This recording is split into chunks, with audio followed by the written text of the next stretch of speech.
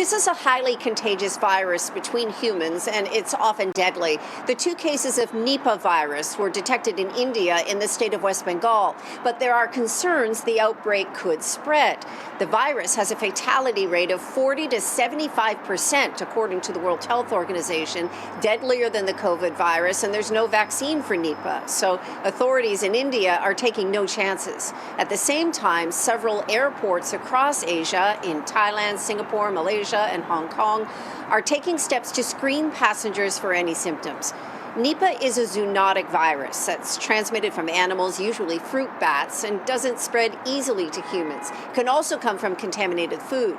And when it does hit, it initially feels like the flu, then worsens. Experts say pneumonia and other respiratory symptoms can develop. But the most serious complication is encephalitis, or inflammation of the brain.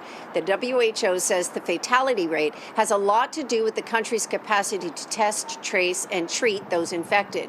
In India, authorities have quarantined nearly 200 people who may have come into contact with the two infected. It's the first time in nearly 20 years that India has had cases, but they believe the outbreak is now contained. Still, it's a situation that U.S. health officials are watching very closely, the CDC saying they're ready to assist if needed.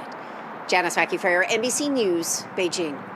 The first known outbreak of Nipah virus was reported in 1998 when pig farmers and butchers in Malaysia and Singapore contracted it from infected pigs. At least 250 people were infected, with more than 100 deaths.